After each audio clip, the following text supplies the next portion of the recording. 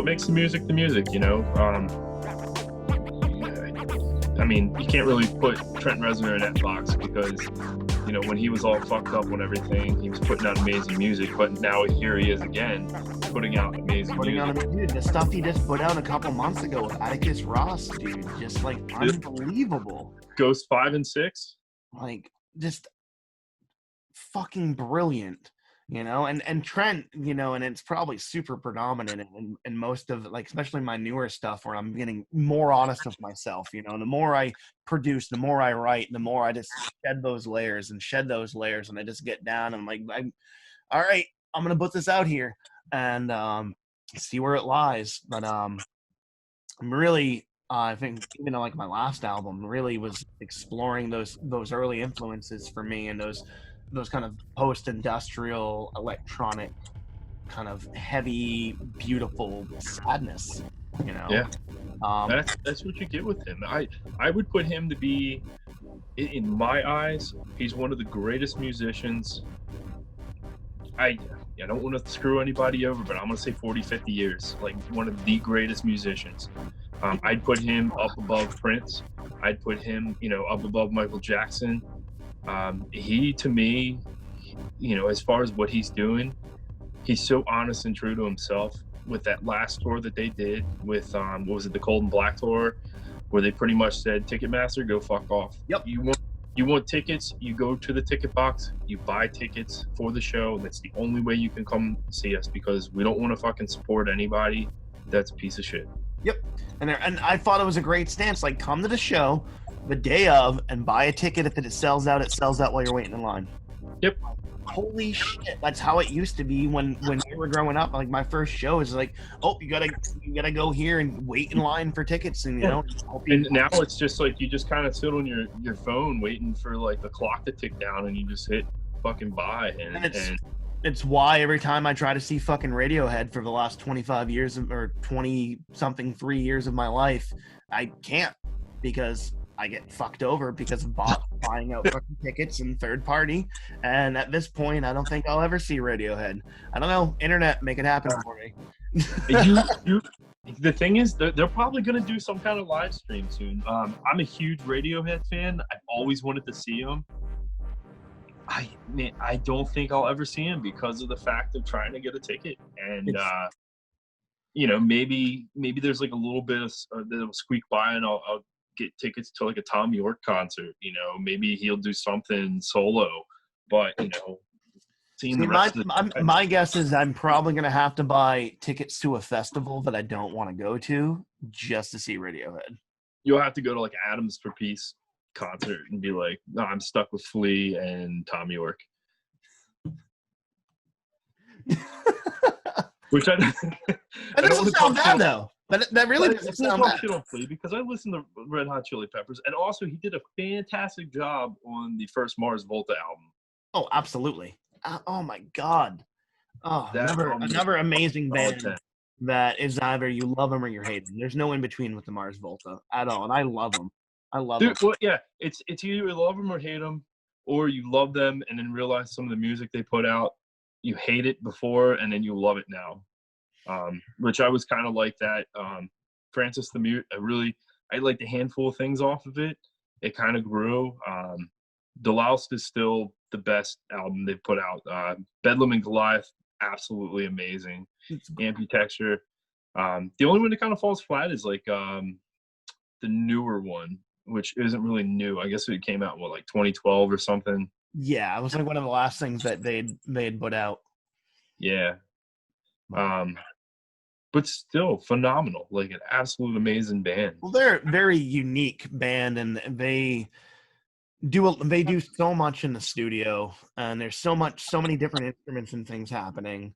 It's another band that I wish that I could have got to see, but just escaped me. Well, you might be able to see them because they are getting back together, and hopefully their comeback album will be better than the At the Drive-In's comeback album. Yeah, right over that. Yeah, I was a little mad at that. The first single they put out was really good, and they kind of it fell flat with the rest of it, I felt. Yeah, it's It's not what I wanted it to be, but you know, I mean, but then at the same time, I kind of felt that way about Francis the Mute, and then here I am years later. I go back, and it's like one of my second favorite Mars Volta's album, and I'm like, oh, and then the concept of finding the diary in the tow truck, and then this whole other secret side to the album that just like, oh my god, they found all this woman's diary and they made an album about it. I'm like, it's insane. Um, and that's just, you know, you never know what's going to inspire you as an artist. You know, all comes back to the right place at the right time. just happenstance, you know, and follow that gut feeling. You know, take that risk. If you got that, and you're like, man, I think I'm gonna regret this if I don't do this and go talk to that person, then do it. Go do it. You know, people are far more approachable than what you make them out in your head to be. You know, like just don't overthink. You know, just gotta take that leap. If it's anything like me, like I like to consider myself an extroverted introvert. I'm very much an introvert when it comes down to things, but I can go any place and kind of put myself in and like talk to people, and I find myself then I can't stop talking to people. But it's getting to that point of getting past your own insecurities and your own kind of walls that you have built. It's tough. It's tough for people to do that. It is, and I think the more you hold on to those inhibitions, the harder it is down the road. So if you're younger watching the show, take the plunge. Don't second guess it. Go, just take the plunge. And if you're older, you know, don't live a life of regret, wondering what if until the day you die. Should have reached out to this person and done that thing. You never know. You know, even if you go out and you whatever it is that you do and you end up creating, at least you took that risk and your life has been that much fuller for doing so. Yeah, if you're ever questioning yourself, you're like, what if I quit this jet band that I'm in? Do it. What if I stopped being entrapped? That would be a really good idea. I should probably quit Trapped. You should probably quit Trapped. Or he can trap himself in Trapped and then die in Trapped. I think he trapped himself. He needs to get. I'll say this because I don't like to talk poorly. He just needs to delete all social media and just get away. No, he needs to get his head rocked the fuck out. Like somebody will hit him. Will happen. And it's when you call out Ice-T. You tell Ice-T he ain't fucking hardcore. Like, seriously, dude? Like, body count? Like, do you know what he's done for the hardcore scene since the 1980s? Like, yeah, what has he done for the guys that wear tap-out shirts? He hasn't done shit for those guys. Yeah. Like, what am I going to do with my Bud Ice and my tap-out? Buying creatine freaking shakes for the boys, you know? Yeah. Going down to Laconia to go watch some shows. I think Saliva and Trapped are playing. Yeah, it's gonna be a good time, man. I'm gonna have a couple Jaeger bombs. This will be the first episode when I might get some flack from some people. But if you guys are listening to my show and you like Trapped, we need to have a conversation. And the thing is, I talk a lot of shit on these fucking bands, but you'll hear them still play on my Spotify. You'll see them, you know, still kind of pop up because we have our guilty pleasures. But it's coming back and not being an elitist when it comes to music in full sense. I can be an elitist in a sense that it's like, yeah, this is garbage music. Like, oh, Nickelback is garbage music, but I'll still listen to it. Well, and there's a difference between a simplistic song that is very well done, and then there's Nickelback. Well, yeah, and when you're talking about simplistic songs that are well done, it's one band that I kind of I still absolutely love is Chevelle. I feel like Chevelle is a very simplistic band when they come down to writing. I don't know. Maybe that's you guys can fucking shit on me now that I fuck no.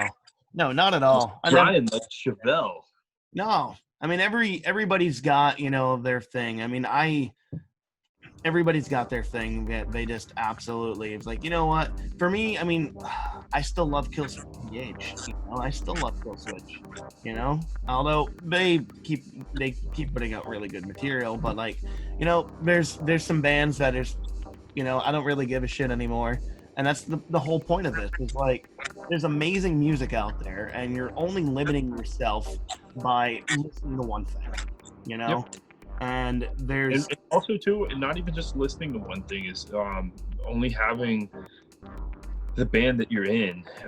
Say if you're in a hardcore band and it's just hardcore music, like, branch out. You can put, like, the only reason we have black gaze now is because you had people like Death Heaven that were like, well, we want to do something different, and they got shit on about it. You know, everybody beat them up and they're like, this isn't real black metal, and they're like, we didn't really like say this is like fucking cult black metal. yeah. You know, it's experimental. Like, put the experimental back in music. Yeah, it's You all know, about the fusion, you know, and that's always what's driven music forward through any scene. And like I mentioned, you know, like Body Count earlier, talking about rap and hardcore and metal, talking about yeah, another fusion between them, and neither scene would not have been the same without the influence from just that one individual. Nevertheless, a plethora of other amazing artists that contributed to the fusion between genres, and that's what I yeah. love. We would have never had new metal if it wasn't for that. You know. Oh, absolutely, you know, and or even just saying going from the Talking Head style of punk rock to Bad Religion, you know, I consider both to be a punk band, absolutely through and through. You know, when I think the Talking Heads, like, I do not consider it classic rock; they're a punk band. They'll always be No. And one of the first punk bands to come out is the Who. absolutely. The Who, in a sense, was a fucking punk band. They were rebelling about things, you know. And the music, I'm absolutely. when you put the music down, you know, it's like, in its core sense, it's punk, you know. And it might be a little bit more intricate, and the lyrics might not be as punky as you want them to be, you know, as your stereotypical punk. Um, but you know, the Who, and then old school Swans, that whole no wave, to kind of counteract the new wave kids. That was punk as fuck, you know, but it was more abrasive. You know, that was like them taking, you know, that aggression and stuff from the punk in like the late '70s, and making it dark and making it depressing and making it something ugly that kind of evolved into something else, you know. And that's, you know, your industrial and things like that. No, absolutely. And then even just right at that crest, and you have so many things happening, and then you end up with like the beginning of like the emo movement with bands like, you know, Yep. The Cure, and oh my God, love The Cure with all my heart. And then you have industrial come out, and then you have hardcore, then you have punk rock, and it all started, you know, just a handful of bands that just said, "Fuck no, I'm not going to do what you tell me," and I love the quote. It's a Henry Rollins quote. I mean, to him, punk is questioning anything and everything. Yes. And that ethos and this being willingness to test and be like, and not, you know, and take the world with a grain of salt, and actually just question the authorities, question the information that's being told to you, you know. And that's why I'd consider, you know, like Childish Gambino is a punk rocker in his essence. You know what Gambino is doing, even through hip hop, to me is punk at its heart. You know, Yes. he's not sitting there and taking, you know, the mainstream media message and just regurgitating it forward, questioning anything and everything. And that's what we need more in music, is a willingness to not be subservient and complacent, and willing to take risk. And I've been seeing that so much over the show, and I guess different things from all over the world now. I'm seeing so many different bands doing so many new things, and some of it's kind of reminiscent of, you know, new wave or synth wave or industrial, and there's all these kind of older genre. There seems to be a going back. We're doing a retrospective, and we're looking at the things, you know, in rock and roll and in metal and punk. It seems to be a resurgence in at least an old school mentality of thinking, which Yeah. I think it's needed, and it's a breath of fresh air, and that's why I continue to do this. You know, I mean, trying to do, you know, a multi-genre underground radio show and give everybody a voice through all the genres is actually much easier than I thought it was going to be, because there's so You'd be many amazing surprised how artists out different there. people can be and how similar we all are as far as when it comes down to just because you listen to this kind of music and you listen to this kind of music, we're all the same. You know, we're just to be doing what's passionate, and it is what it is. You know, those that care actually will listen. Yep. And that's what we're seeing, and we're that's what we're getting on the show, and all these, you know, sitting around with amazing artists and just hearing the stories that they have to tell about their personal journey and about their growth, and this the bits of advice that they have, you know, and just staying connected right now, you know, finding ways to stay in good mental health, and to be, you know, a willing participant in what's happening in the world right now. And I want to see more like more diverse bills with shows. Like I'm tired of seeing metal shows. I'm tired of seeing all the same artists. You know, I want to go and I want to almost have it be like a mixtape of bands. You know, put it on. You have your metal band, you have your experimental noise, you have like some pop band. Like if you can find a good pop band around the area, give me everything because I want to be exposed to new things.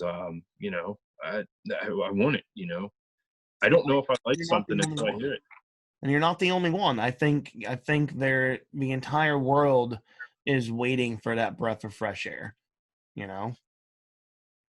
So and there's tons of amazing artists right now that are doing just that.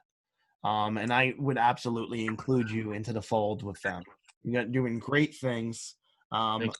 my guest tonight has been Bryan Ziolkowski, who, to kind of recap, is has a solo project. So where can we find all your different projects online? You can find them as far as like the Bandcamp stuff. You can go to Deciduous Records on Bandcamp. You can find all the artists on there. They're all on the label page. The Oahk stuff is on there. You can find all the Deciduous bands on Spotify or streaming. As far as the Oakseeder photography stuff, you can find that on Instagram at Oakseeder. Yeah, I mean, it's pretty easy to find. Awesome. Awesome. And we're going to be dropping all those links here in the chat as well for everybody. Bryan, I can't thank you enough for joining us. This has been an unbelievable conversation, and I truly appreciate your time tonight. This has been great. Thank you so much, buddy. It seriously was an amazing time talking to you and really kind of getting in depth on a lot of things, especially too, you know, getting political and connecting on a different level. Man, I completely agree.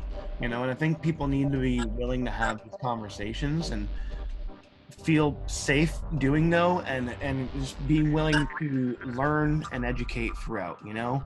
Don't be afraid to ask questions. You know, it's how we all learn, you know. And that's what we all need to be doing. We need to be going out, you know, the door when we leave the house with open ears and an open mind and an open heart. And I think you'd be surprised on how fast all those things could fill up. Yep. With just nothing but positivity. So again, my guest tonight has been Bryan Ziolkowski from New Hampshire. He is from Deciduous Records. He's from Forest of None. He is from Oahk and Oakseeder Photography. Thank you so much for joining me tonight. Thank you, my friend. I appreciate it. Hey, have a great night. Be safe, buddy. You too.